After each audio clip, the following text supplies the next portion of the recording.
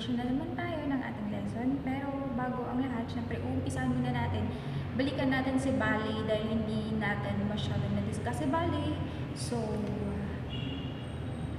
identify muna natin kung anong ibig sabihin ng ballet. So, pag sinabi natin ballet, it is a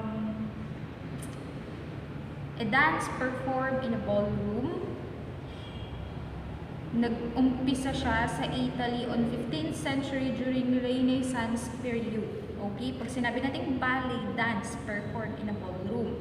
So, sinasayaw siya either contemporary or classical ballet. Pag sinabi natin classical ballet, it is a high extensions and gratefulness. Kung nakakapanood kayo ng isang ballet dance or ballet performance, ito yung talagang yung bigay na bigay, todo bigay. Yung music niya is parang sobrang bilis with a gratefulness and joy.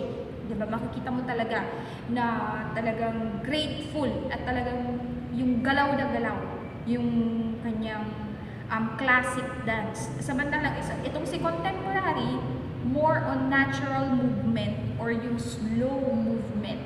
Kadalasan na nakikita natin dito pag nanonood tayo, ito yung meron silang partner na lalaki. And then para silang nagbo-ballroom, pero ang ginagamit nila ay yung mga movements ng isang ballet.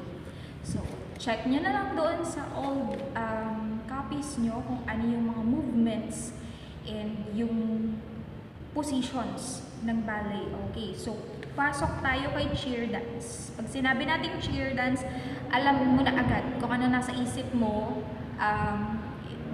Composed of 10 or more than 10 people or either less than 10 na sumasayaw sila ng isang contemporary dance and more energy. Yan kagad yung maiisip natin kapag nakita natin itong cheer dance. So, a good cheerleader is not measured by the height of her jumps but the span of her spirit. Ibig sabihin nun, hindi mo nakikita or hindi nakikita sa galaw, sa movement ng isang cheerleader, hindi nakikita kung paano siya magpakita ng sobrang energy. Nakikita yun kung paano niya sinasayaw yung music with spirit, with leadership, di ba? Kaya nga tinawag siyang cheerleader eh. Ibig sabihin, siya yung mag-guide doon sa mga cheer dancers para ma-motivate or makita or mas mailabas pa nila yung more energy at yung gratefulness ng isang music na sinasayaw nila. Okay?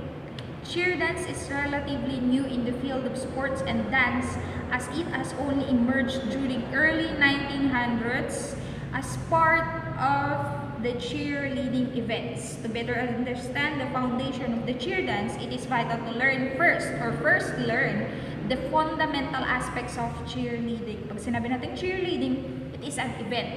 Okay? So, cheer dance, yung sayaw.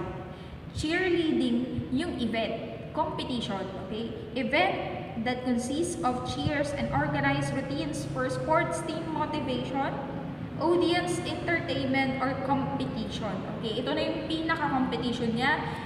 Kahit hindi competition, pag sinabi natin cheer dance, pwede rin naman siyang performance. Pwede rin naman siyang sports team routine, di ba? Hindi naman natin sinabi pagka cheer dance is competition na kaagad, labanan na kaagad yan. Hindi po. Dahil may mga cheer dance na magpapakita lang tayo ng performance or magpapakita lang tayo ng parang aerobic styles or ano man yan, yung mga gusto natin i-express. Dahil kapag sumayaw ka, i-express mo yung feelings mo. Now, the purpose is to encourage the spectators of events to cheer for sports teams at games. Noon kasi talaga ang cheer dance, pag sinabi natin cheer dance, hindi siya talaga competition, okay? Pag sinabi natin cheer dance, para ka lang nag-cheer, chini-cheer mo yung mga tao na lumalaban sa competition, sa mga sports, yung mga team mo, di ba? Pag nakikita natin sa mga ibang bansa, di ba, meron silang mga pom-poms, meron silang mga costumes, and naka-cheerleading costumes sila, mga skirts, and ano pa man yan, mga crop tops, tapos yun, sasayaw sila to cheer those members or those teams na sinusuportahan nila. Okay? Hindi yung each cheer nila yung parang boo, ganyan. Hindi ganon. To cheer, to motivate to motivate the team members and also the team leaders. Yun lang talaga ang purpose ng cheer dance noon. Pero, the yellers, dancers, and athletes involved in cheerleading are called cheerleaders. So, ibig sabihin nun, yung mga tao na nakikita mong sumisigaw, yung mga tao na nakikita mong may dalang pom-poms, ang tawag sa kanila ay cheerleaders. Okay? When they are grouped together, so when they are called squad. Okay. So, ibig sabihin nun, ngayon kasi, pag makikita natin kasi yung cheer dance, merong iba yung tinatawag na lang cheerleader. Pag sinabi natin cheerleader, siya yung kunyari, magbibilang. Siya yung mauuna doon papunta sa linya. Siya yung mag-guide kung saan sila pupunta, kung saan sila gugrupo. Siya yung maggigitna sa kanila, di ba? Parang siya yung magdi-divide or mag-estimate nung daan para makita nung others members or nung squad kung saan sila mismo pupwesto. Okay na. Kung saan sila mismo pupwesto. Now, tandaan nyo na kapag sinabing ito yung mga teams, ito yung mga yellers, ito yung mga members, they're called cheerleaders. Pag sinabi naman natin group together or yung mga groups na sumusunod, ito yung mga tinatawag nating squad. So, pag makikita mo sa mga teleseries, nandyan na yung squad. Sige, tutulong ang squad, di ba? Kasi, ang tawag sa kanila, pag sila ay members, squad. Yung cheerleader ngayon, siya na yung parang pinaka-lead. Siya yung, kunyari, yung nag-iimbento ng mga choreographies, yung mga, yung magiging concept ng sayo nila, magiging music, di ba? Or yung magiging formation ng costumes, or kung ano-ano pa man, di ba? Siya yung kumbaga parang nagli-lead doon sa members, doon sa squad. Okay. Punta naman tayo doon sa history of cheerleading. Cheerleading history is linked closely to the United States history of sports, sporting venues, as well as the historical development of overall crowd participation at many athletic events. Now, at late 19th century, where 1860s, a student from Great Britain began to cheer and chant in unison for the favorite athletes at sporting events. So, ibig sabihin nun, parang nag-start yung yelling, yung expressing, or yung pag-cheer at pag-chant ng mga favorite athletes nila. Doon sa Great Britain, students from Great Britain on 19th century, at nangyari yun from Great Britain, tapos na-impluensyahan ngayon, napanood ngayon ni Amerika, na-impluensyahan ngayon yung mga tao doon sa Amerika hanggang sa gayahin na ng US yun. Now, first pep club was established at Princeton University. And 1880s was the first organized yell was recorded at Princeton University. So, nag-start siya sa Princeton University. Ibig sabihin, nag-form pa lang siya kay Great Britain. Nag-form pa lang siya, so nakita nila na narinig nila na nag-cheer sila, nag-chant sila. Now, itong si Amerika, parang nakabuo siya ng concept, nakabuo siya ng konsepto na, pwede na natin i-express pala yung ganun. Now, ibig sabihin nun, pag pep club, meron na silang parang squad, okay? Meron na silang squad na parang nag-yell na talaga sila. Ito yung mga, hindi lang yung mga viewers, hindi lang yung mga viewers na nasa likod. So parang squad talaga sila, nasa iisang linya. Now, nanggaling yun kay Princeton University on 1870s. 1890s, organized cheerleading was initiated at the University of Minnesota as was the first school fight song. Megaphone was used on the day cheerleading began in 1898. So, imbes na magsisigaw sila, gumamit na sila ng megaphone. The first homecoming was held at the University of Illinois. Okay. So, lahat nag-start kay US. Lahat. Pero, ang pinaka nakaumpisa nun ay si Great Britain. Kaya lang, parang ni-revise lang siya ni US, binigyan lang niya ng konting twist para ma-express talaga yung pag-cheer at pag-chant nila sa mga team or athlete members. Okay? In 1930s or 1920s, women become active in cheerleading. Wow! So, nag-start na siya, 1920s. 1920s, totally ginawa na siya ng mga kababaihan. Meron na silang costume at nag-cheer na sila, nag-chant na sila ng mga athletes, ng mga members. Maybe hindi pa natin sure o hindi naman nasabi dito kung meron na silang sayaw at sumasayaw na silang gano'n, may mga movement na sila. Pero ang sabi niya dito, become active in cheerleading. Ibig sabihin nun, in-adopt ni US yung nanggaling kay Great Britain. So, nag-start na sila ngayon na nag-cheer every time na merong laro. Sabihin na lang natin na football, every time na merong football, meron na tayong mga squad na nag-cheer. So, siguro, meron silang event, ginagawa na nila yun. Kaya, nasabi niya dito na naging active yung mga kababaihan pagdating sa cheerleading. On 1930s, universities and high school began performing pom-pom routines and using paper pom-poms. Okay. So, paper pom-poms na yung mga papel, ginupit-gupit na coupon, na mga bond paper, tapos gaganyan-ganyan na sila. So, ginagamit nila yon as their props. Okay? In 1940s, the first cheerleading company was formed by Lawrence R. Herkimer of Dallas, Texas, the first national organization for cheerleaders. The American Cheerleaders Association was formed by Bill Horan. So, nag-start kay 1940, meron na silang association. Ibig sabihin nun, samahan ng mga kababaihan na sumasayaw or nag-cheer ng mga athlete members. Okay. In 1950s, college cheerleaders began conducting cheerleading workshops to teach cheerleading skills. Ayan na. So, meron na silang mga association, meron na silang mga clubs. Tapos, yung mga cheerleaders, nagtuturo na sila ngayon, nagkaroon na sila ng workshop. Pwedeng yung mga college, tinuturoan nila yung mga high school students, yung mga grade, mga elementary students, tinuturoan na nila kung paano yung proper movement para sa isang cheer dance. Okay.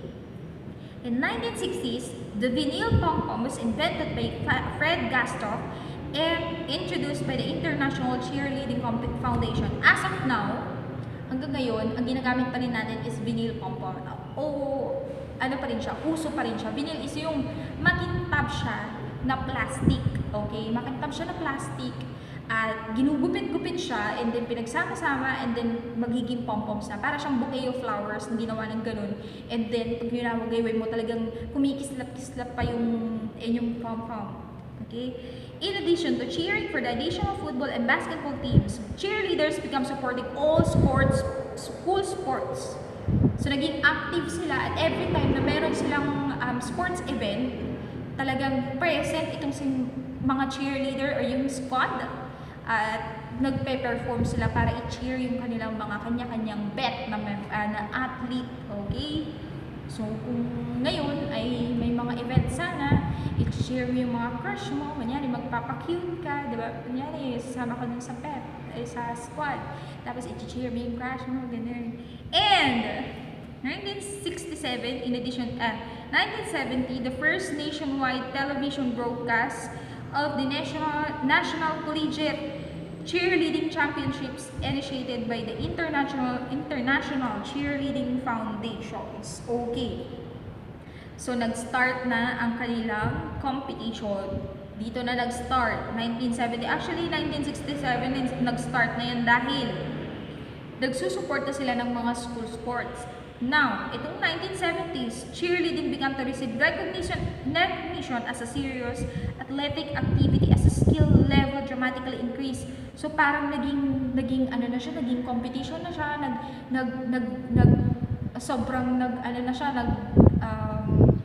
nag-evolve, 'di ba? Nag-evolve na siya and nagkaroon na siya ng mga partner stunts, gymnastics, pyramids, and advanced jumps. So, nakita na talaga, doon na nag-umpisa yung mga magagandang stunts na ginagawa through dancing. Diba? Yung pag magko-compete ka ng cheerleading, yung mga stunts na hagis-hagis, ganyan, flying, mga ganun. In 1974, National Cheerleaders Association trained hundreds of thousands of cheerleaders. In 1974, the former general manager and the vice president of NCA, or the National Collegiate Cheerleading Association, or the National Cheerleaders Association, Jeff Webb, founded the Universal Cheerleaders Association, or UCA, to teach higher level of skills. So, ibig sabihin nun, meron na pag-aaral kung paano ibahagi or i-share itong mga skills pagdating sa movements ng cheerleading. Naging naging parang naging group by group na siya. So parang ito, nakabuo na sila ng mga iba't ibang steps, iba't ibang stunts, iba't ibang gymnastic, pinagsama-sama na nila yan hanggang sa maturuan na nila yung mga higher levels up to lower levels nung mga taong gustong ma-involve sa cheerleading. Okay. In 1975, the birth of cheerleading routine. UCA used cheerleading skills with music. So, doon na nag-involve.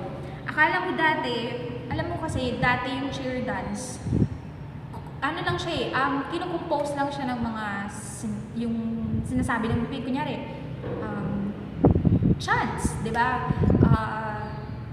Bubuo sila ng lyrics, sarili nilang lyrics, tapos yun ang isisigaw nila, yun ang sasabihin nila habang sumasayaw sila.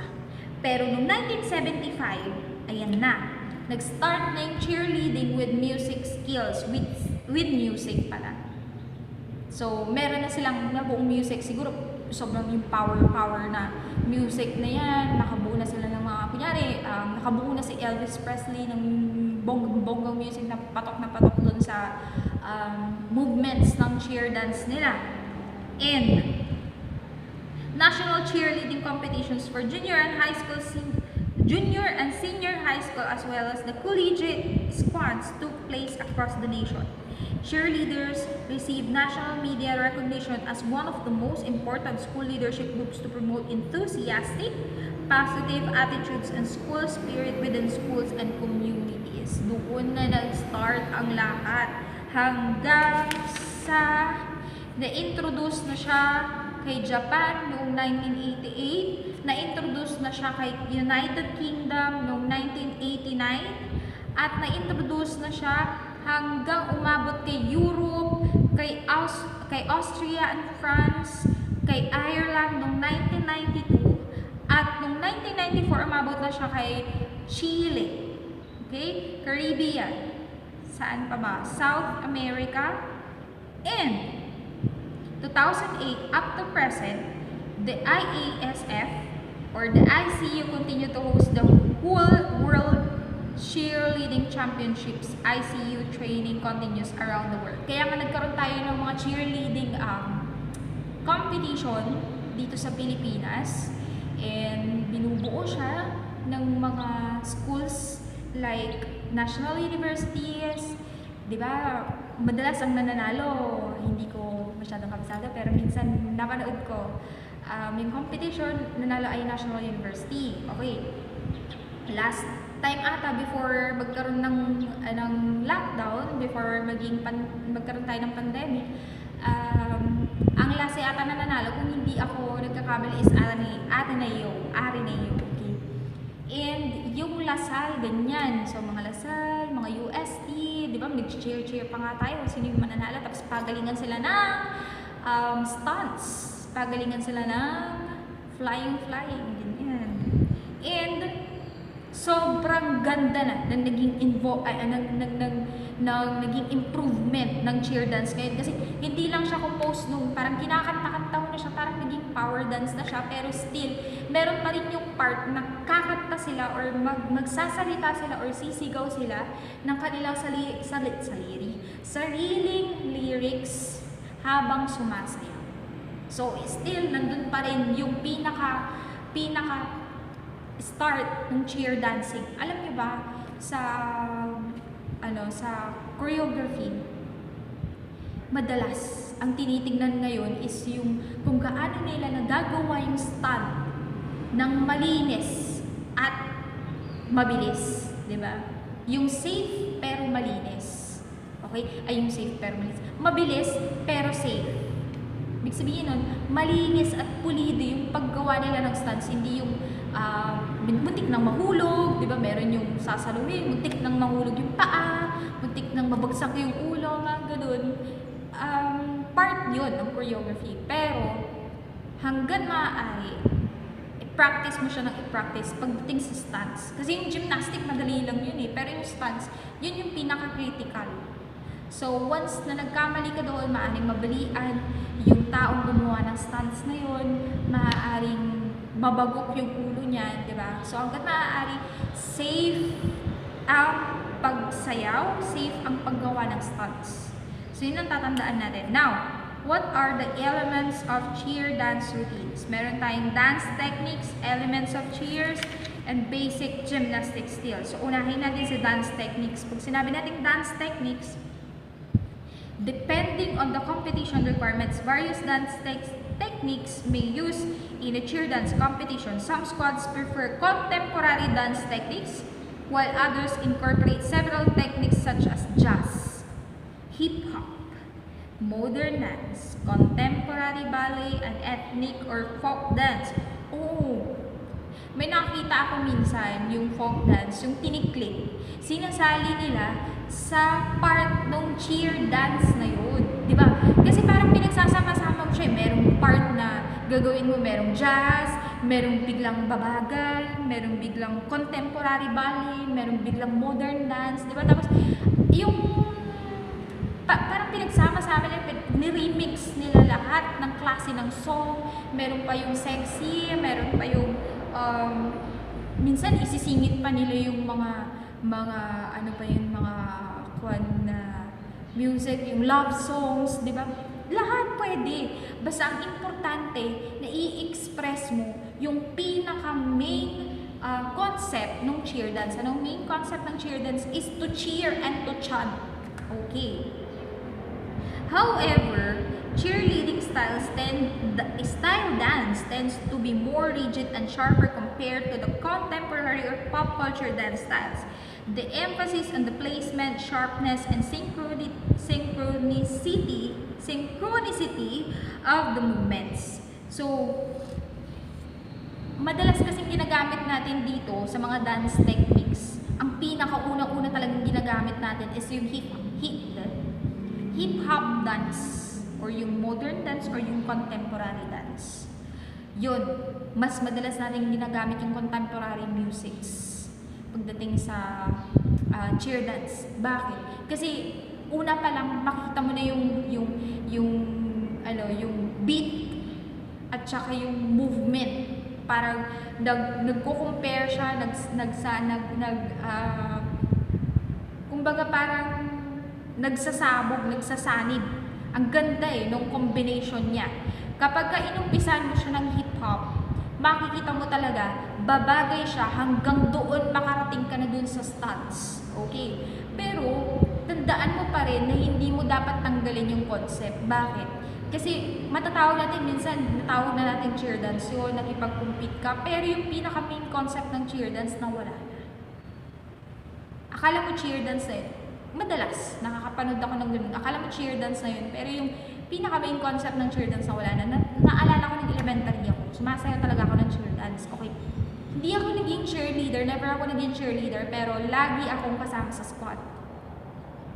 And yung pinaka-natatandaan ko noon, first namin talaga is yung chants. Yung cheer talaga, yung i-cheer mo talaga siya. So parang, hey, gagalaw ka. Tapos kakantahin mo talaga siya, yung sisigaw ka. Mamamaos-maos pa nga kami dun sa practice Tapos, hanggang sa hihinto ka kasi mapapagod ka So hihinto ka, papasok ngayon si hip-hop dance.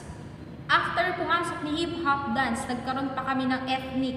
Hinaluan namin siya ng ethnic or folk dance. And then after nun, balik ulit doon sa cheer. So mag-cheer ka ulit, kakanta ka ulit nung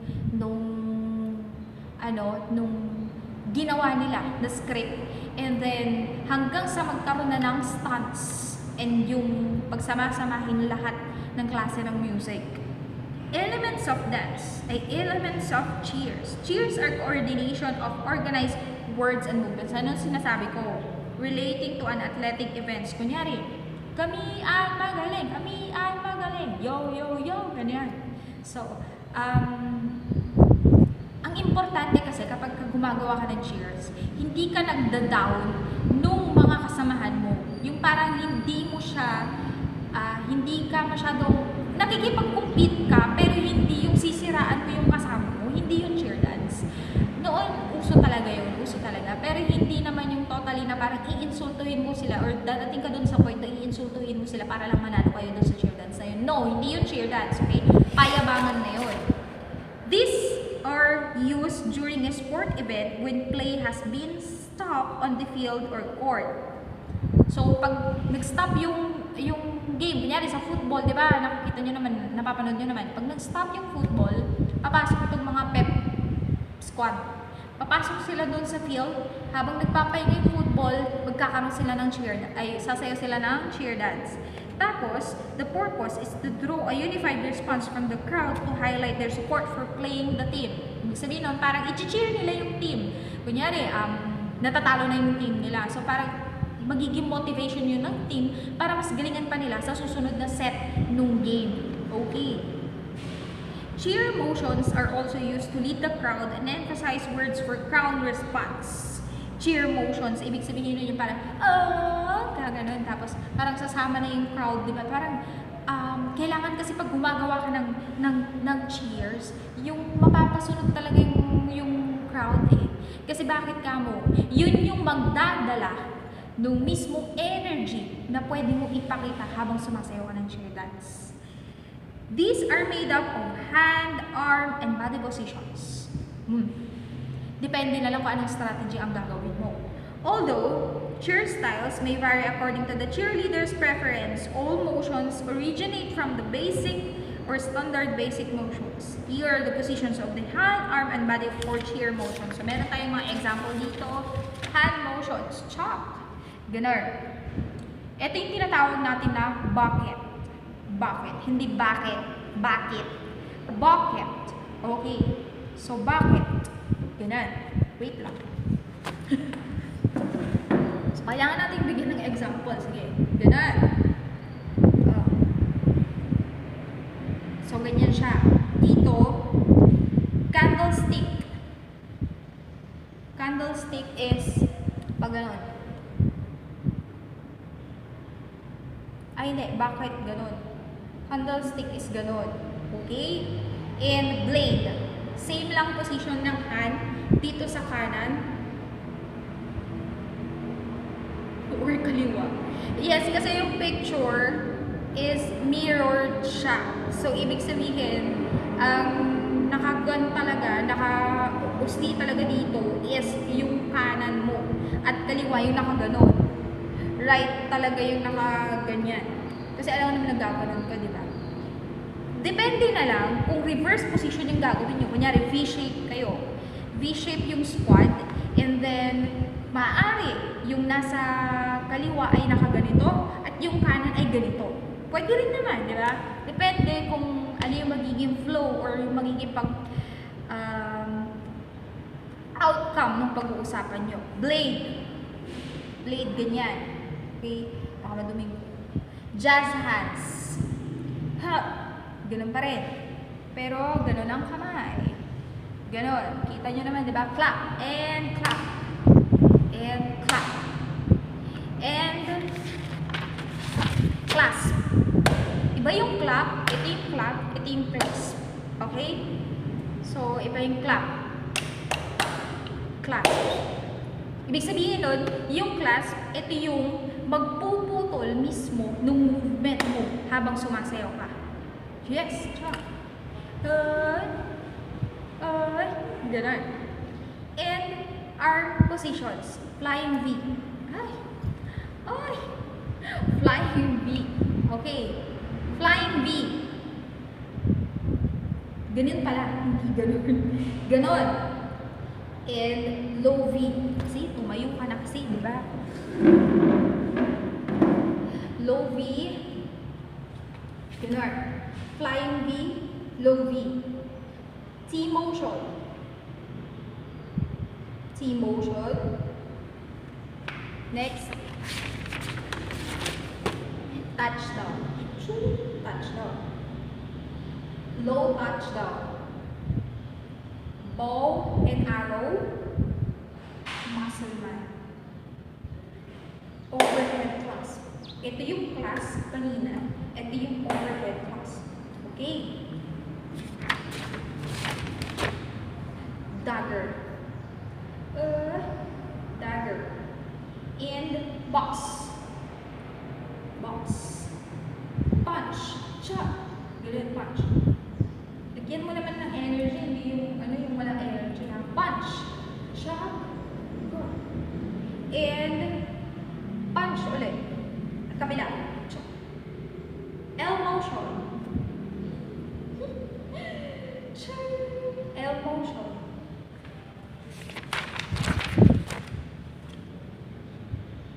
Diagonal. K motion. Inert. K motion. And the check mark. Check mark. Ganito pala. Beginning. Ganyan talaga yung beginning niya kasi. Para kang magmamark ka. Cheer stance. Tama na ba ito? Cheer stance. Uy, upuan. Ganun. And squat. And kneel. Kneel. Okay. So, yun yung mga examples ng ating body positions. Ng ating body positions. Diba? Okay, so punta tayo kay number 3, the basic gymnastic skills. Basic gymnastic skills are the cheer dance incorporates simple gymnastic skills such as jumps and tumbling to add to the thrill. So, hindi pa yung part ng stumps ha. Yung jump or tumbling or yung bending, mga ganyan bend. Naman siguro, hindi ko na kailangan i-example kung ano yung jump at yung tumbling baka kung ano nangyari sa atin dito. Okay? So, pag sinabi natin jumps requires stamina, strength, and flexibility when they greatly improve. Hindi yung jump na jump ka lang kung ano-ano, di ba? Yung jump is yung babalintad ka. Okay? Or hindi pala. Jump is yung jump. Tatanag ka lang. Ganon. Approach. The first stage of jump. So, meron tayong check nyo na lang kung paano mag-jump. Approach is the first stage of jump. Okay? Wait naman. Ganyan o, approach. Jump. Good. Ganun. Yung mataas. Ganun ang approach. Lift. Lift. Yun yung lift, yun yung parang aalis ka na, nagpo-form ka ng formation. Samantalang si execution, hitting a jump of a maximum height. Yung sa harap. Meron pa yung approach is dahan-dahan lang siya pero patalikod. Yung lift, yun yung naglalakad ka. Itong sa execution, taas. Para kang nagmamarch siya bilang isang parang nagmamarch siya habang nag-jogging. Ganun. Okay? So, meron tayong iba't ibang example ng jumps.